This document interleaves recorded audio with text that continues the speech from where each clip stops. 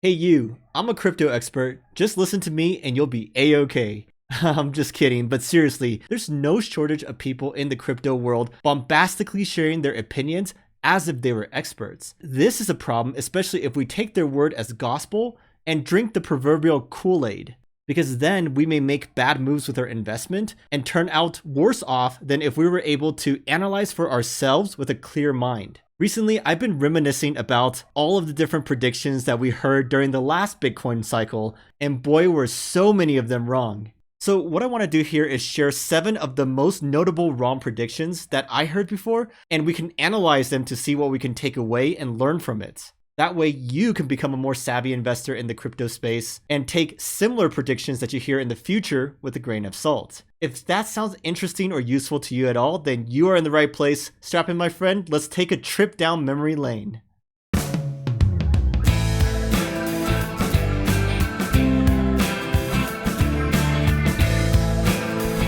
Welcome back to BFB. I'm your host Kevin, and in this channel, we're all about deep research, honest opinions to help you get that long-term edge in the crypto space. While you're watching this video, if you enjoy it at all, then please just smash that like button because that one quick click would help me out immensely. Alright, so let's start with number 1, wrong price predictions, and oh boy were there so many. Especially we were way too bullish during 2017 and way too bearish in 2019. For example, John McAfee, you remember him, right? Remember, he promised $1 million Bitcoin in 2020 or else he'd eat his eggplant. Well, unfortunately that didn't happen, and he also backtracked on his guarantee. Mike Novogratz also predicted $40,000 Bitcoin in 2018, back after we already had our meteoric rise in 2017, and the market already turned to bear mode. All these bullish predictions were problematic because it made us think that any correction that we saw in 2018 was going to be the last one, and we were just about to be on our way up again. Tom Lee from Fundstrat was also super bullish during the whole bear market. He kept on calling for the bottom to be in, but then we kept on falling lower and lower down past through each of his levels. Now, on the flip side, there were also many bears that kept us scared and thinking that the bottom was lower than it actually turned out to be. For example, Tone Vays and Tyler Jenks, rest in peace by the way, said that hyperwave theory and other technical analysis models showed that we had a 99% chance of dropping down to the $1,000 levels for Bitcoin. Now, to be honest, that scared a lot of us, me included, because we already held on for dear life through the brutal bear market, and they were making us think that it was going to go way lower. Turned out the mid 3000s was the ultimate bottom that Bitcoin would set. So either the theories were wrong, or Bitcoin was in that 1% edge case. The chorus of bears were pretty loud though, because besides the chart traders, we also had people like Nouriel Roubini and Peter Schiff kept on piling in on us, saying really smugly that Bitcoin was headed to $0 and that they told us so. So if you can imagine, it was really hard to keep our conviction during the bear market and also hard to stay tethered to earth during the bull market, even though predictions on both sides turned out to be wrong. Another prediction that was so wrong was that the top 10 coins in terms of market cap would all be Bitcoin forks. I mean, we had the big ones like Bitcoin Cash and Bitcoin SV, of course, but did you also know that we had Bitcoin Gold, Bitcoin Dark, Bitcoin Private, and Bitcoin Diamond? Those are just a few of them, and I'm not even joking with you, those really existed. Bitcoin Gold even shocked us all by reaching number 5 overall in terms of market cap, and that was a pure scam because the developers just decided to fork Bitcoin and give themselves a huge pre-mine. Bitcoin SV and Bitcoin Cash were more of the notable ones, and they also did extremely well in early 2019. They were both top 10 overall, and they also made me regret dumping them as soon as I got the fork because I didn't believe in them. But my regret was short-lived because now they're mostly forgotten, out of the top 10, out of sight, and I think the market has spoken loud and clear that BTC is the one true Bitcoin, and we're not going to get top 10 coins being Bitcoin forks anymore. The next wrong prediction has to do with all the scaling problems that Bitcoin and Ethereum had, right? And it was promised to us that layer 2 technology would fix all of this for us. Remember, back in the day, Bitcoin and Ethereum had huge scaling problems, and honestly, they still do to this day. The networks can't handle too much usage, or else transactions start getting clogged up, and gas fees cost us an arm and a leg.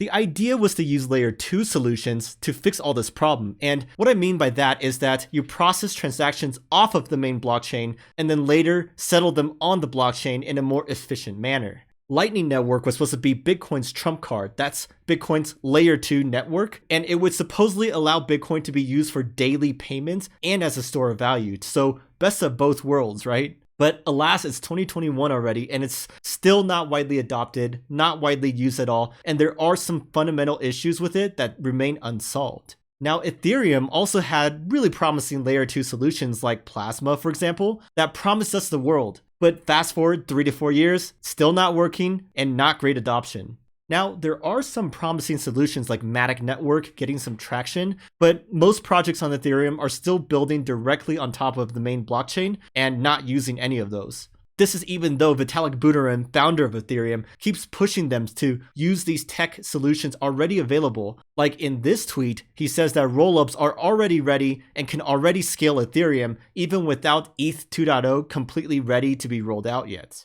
So we'll have to wait and see, but right now it seems like Bitcoin will be just a store of value and not used for micropayments. And for Ethereum, it looks like we'll have to wait until ETH 2 is totally out and ready to see real improvements in terms of scalability. Now the next wrong prediction is called the Flippening, and this was the ultimate bullish prediction for Ethereum. Essentially, this predicted that Ethereum would overtake Bitcoin's #1 spot in terms of the biggest cryptocurrency. The narrative around the space at that time was that Ethereum could do so much more than Bitcoin, so it was time for disruption. And Ethereum got really close to surpassing Bitcoin's market cap during the peak of the ICO bubble back in 2017. And if you look at the charts, Ethereum was trending up super fast, more than any other major project. Many people thought it was a matter of time before the flippening happened.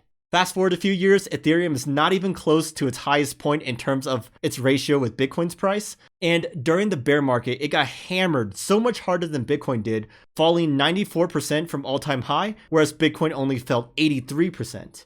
And ever since then, it's been lagging, but not to worry though, because Ethereum still has been in that #2 spot for a long time and seemingly has a stranglehold on it. So the question is, will the flippening happen one day? Who knows? Maybe it's possible if Ethereum delivers on all of its different promises, but also they're in for an uphill battle, if I'm to be honest with you, since institutions have embraced Bitcoin as a store of value, and that's a huge multi-trillion-dollar market that Bitcoin can capture.